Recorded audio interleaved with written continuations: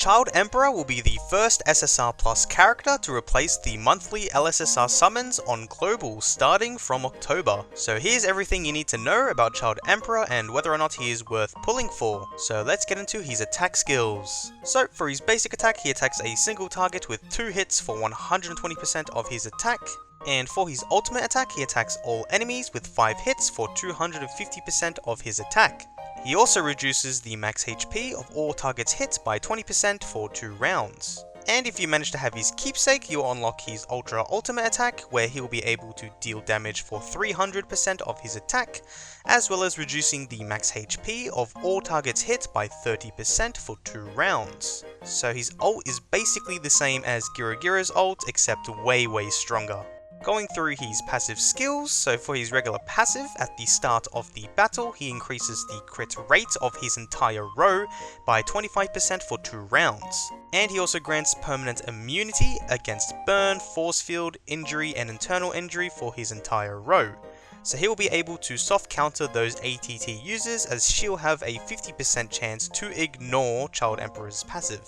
Also to note, so the term permanent immunity in this instance means that he'll be providing this immunity for all 10 rounds. So by permanent, it's not talking about that it's a guaranteed 100% immunity, it's just saying that it lasts for all 10 rounds. If you limit break him to 5 stars, he'll increase the crit rate of his entire row by 30% for 3 rounds.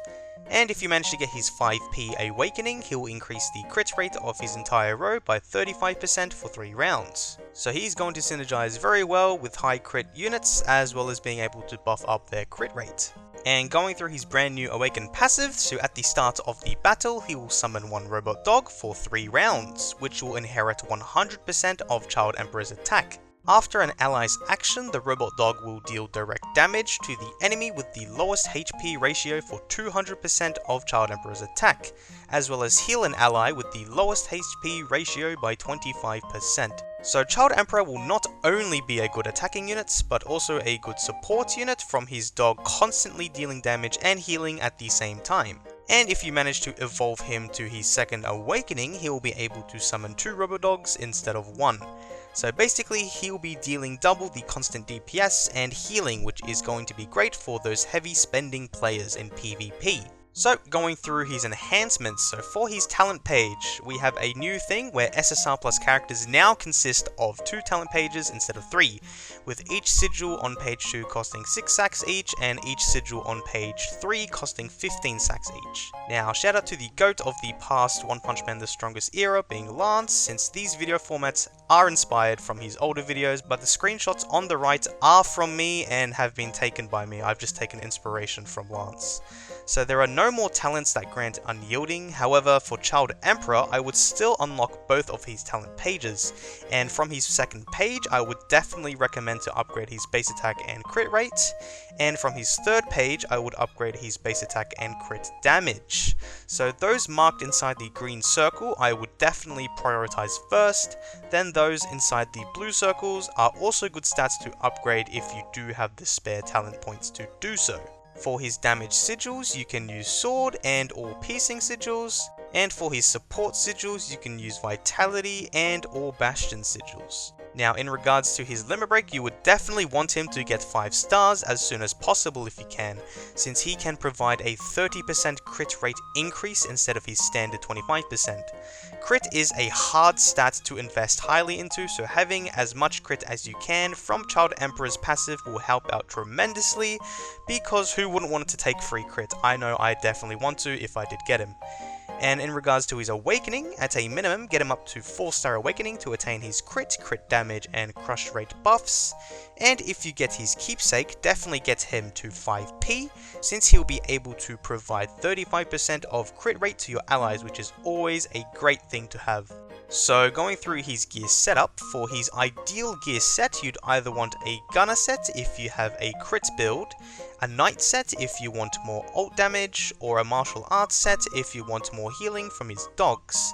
Now I know that bombs shields absorb extra damage, but these sets are still good to use, so if you want to, you can of course use a broken set, or a martial arts set is actually a pretty good choice. And with his gears, you can either build him in one or two ways. So you can go all 4 attack bonus gears, or you can go 2 attack bonus gears with 1 attack crit gear and 1 attack crit rate gear.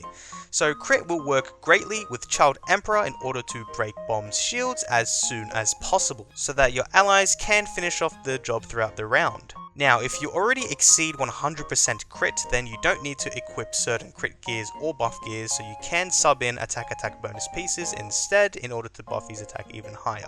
And for his buff gears, all of them should have attack, with your hero gear having attack bonus and flat attack, your high tech gear having crit and flat attack, and your S-class gear having damage rate and flat attack. And if you manage to get an augmentation from upgrading your S-class gear, getting a crit augmentation would work best with Child Emperor.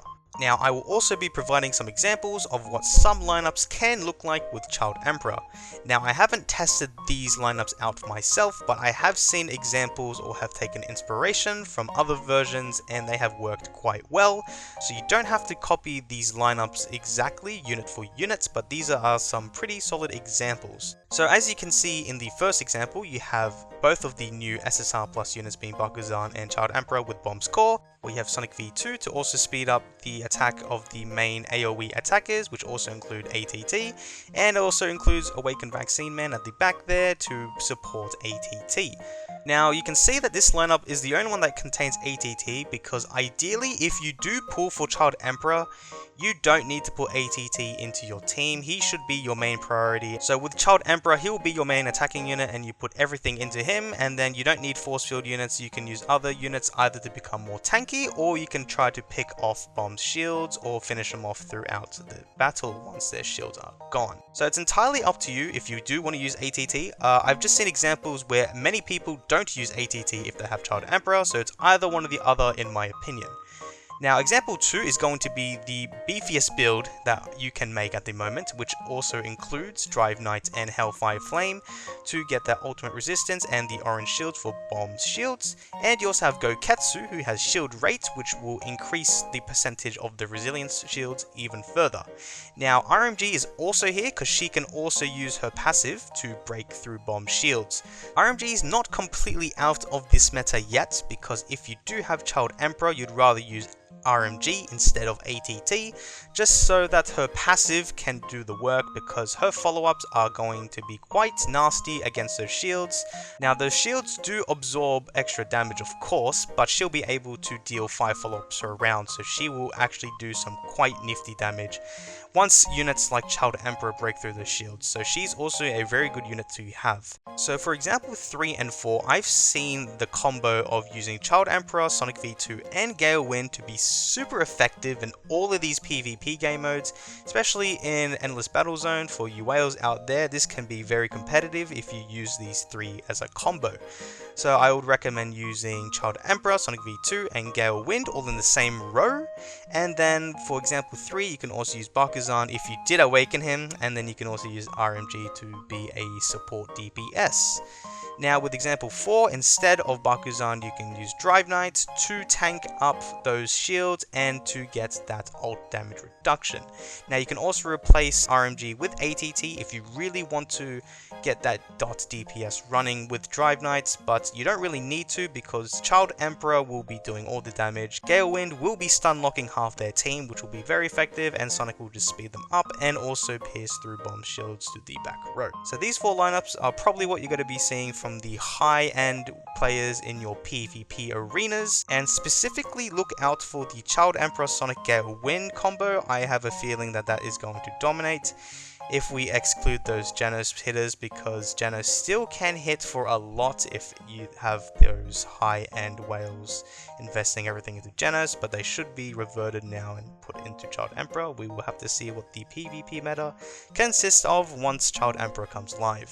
And I also have a few examples of some lineups that lower end players can use, or players that just don't have all of those limited characters. So for the first example, with Child Emperor, you want to use also Bomb's Core. You can use Genji as your high tech to boost up everyone's attack in Bomb Shields. You can use Magic Trick Man to reduce the damage from those ATT users from his bonus damage reduction to all allies. And you can also use Goketsu if you did manage to pull for him to buff up Bomb's shields even further. And if you have RMG, you can put RMG as your Esper slot, as she will work well as a sub DPS due to a passive.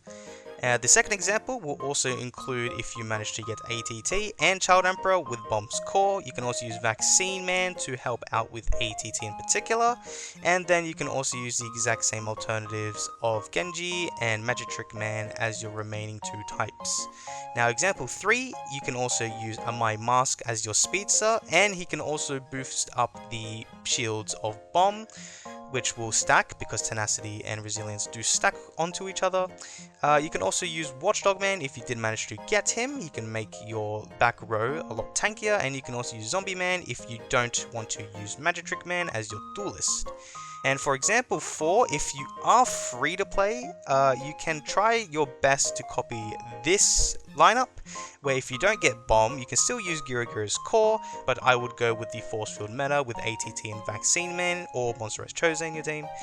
You can use RMG, since a lot of people probably did pull for RMG, and then you can use Amai Mask if you did get that backup stick as well. And then Child Emperor will also be there to help out the team with his damage, so this can also be a pretty strong team.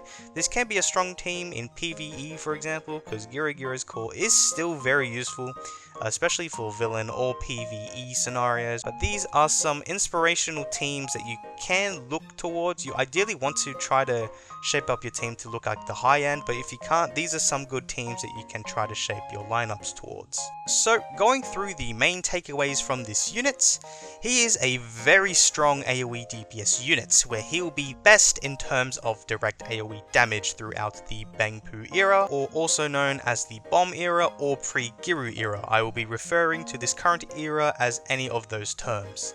He's basically the SSR Genos of the Bomb era, so Child Emperor is the replacement, since Child Emperor is like what SSR Genos was for Giro, with his high DPS from Giro's max HP core, and Watchdog Man stacking up his HP even further, which he will be unable to do so now when he is put with Bomb, so Child Emperor will be the replacement.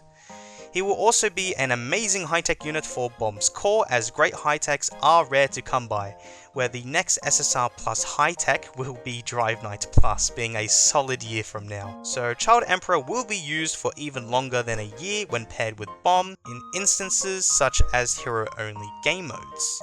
He will be able to grant immunity to debuffs such as Force Field for allies in his entire row, so he will be great to use in order to counter those hard-hitting Force Field units such as ATT. He will also have great synergy with Drive Knight and Hellfire Flame, as having all three of them in your team will make your lineup the most tanky, since his dogs will also heal up your team.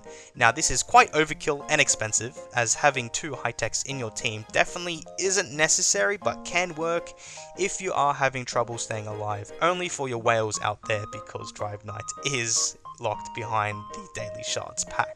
And finally, going off on his Awakened passive, these dogs do not die whenever Child Emperor is dead, so his dogs will still constantly be picking on your enemies whenever your team attacks, only for 3 rounds though, as stated in his Awakened passive. Now, going through his cons, he only has a 50% chance to block dots debuffs such as Force Field, so he is only a soft counter against ATT, so she can still go through your Bangpu shields. Now, that doesn't mean that ATT is better. Child Emperor is still better than her as long as he is invested well.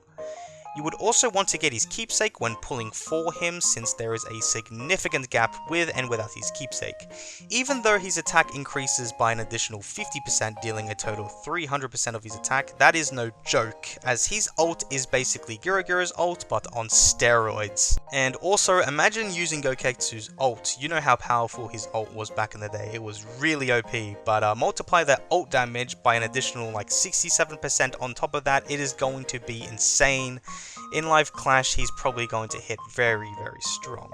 Another con is that his team placement will also be essential when using him, as you would want to place him in a row of your strongest units to apply that crit and dot immunity to those allies. But you also got to take into account that having speedsters such as Sonic to speed up those strong allies and auto attack as soon as possible is also a priority, so this also compromises where you'll be placing Child Emperor. Not to mention Bomb's cross-shaped agility, so you will have to be thinking about this when you pull for him. You're going to have to be jumbling your units around. And finally, there are way better SSR Plus units to save for rather than him. So if you are playing in the long run, he should be skipped so that you can be prepared and become much stronger once SSR Plus Garrigan Shoop comes out with his game-breaking core. Child Emperor will only be good with Bomb, otherwise he won't really be used anywhere else, only at the beginning of the Garrigan Shoop release, but other than that, only useful in the hero game modes. So, should you pull for Child Emperor? So for free to play, low and mid spenders, I would advise to skip him because there are much better SSR Plus characters you can be saving up for. Now, I'm only providing my advice for the future, but if you are in desperate need of a high tech during the Bang Poo era and can't wait until Garrigan Shoop Plus, then you can pull for him, but I would advise pulling and preparing for units that can coincide with Garrigan Shoop's era, since he'll be so much stronger in both PvP and PvE. And for whales, and for those who do decide to pull him, you definitely want to get his keepsake because you will be able to dominate during this era. However, if you can only get the most important keepsakes, then you can skip Child Emperor's keepsake and definitely go for Carnage Kabuto and either Metal Bat or Atomic Samurai, depending on who you pull for. Now, if you like the sound of having two dogs to be healing a lot more, you can decide to unlock his Awaken 2 passive, but I would much rather advise you guys to save your hero resources for Metal Bat Plus, especially as he is going to be an absolute beast when he is fully invested into. You definitely want to get his Awaken 2. And now going through my predicted SSR Plus timeline. So now we are headed into the beginning of a new era. This is what I predict will be the release schedule of each SSR Plus character if the devs decide to follow the Southeast Asian release schedule and if they do not rush these units. Which they have said that they wouldn't be rushing, but I tend to not trust their word, so take that as you will, as from what has been conveyed during this anniversary, they are lying scumbags.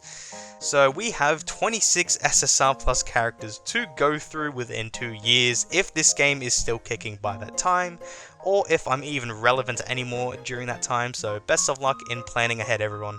Anyways, that wraps up the end of the video. I'd love to give shoutouts to all of my amazing YouTube members, so special thanks to my X tier members being Gamma, Blackshot, and my new X tier members Joe and Swift, and my 4 Z tier members being Dragon, Red Skunk, Jared, and Solionaire. I really appreciate all of your additional support for funding my giveaways, which there is also another ongoing giveaway at the moment due to a very generous donation from I'm Under Your Bed. So thank you very much to all of your contributions. They will be put into good use, you have my word. So anyways, that's all for today, and I will catch you all next time.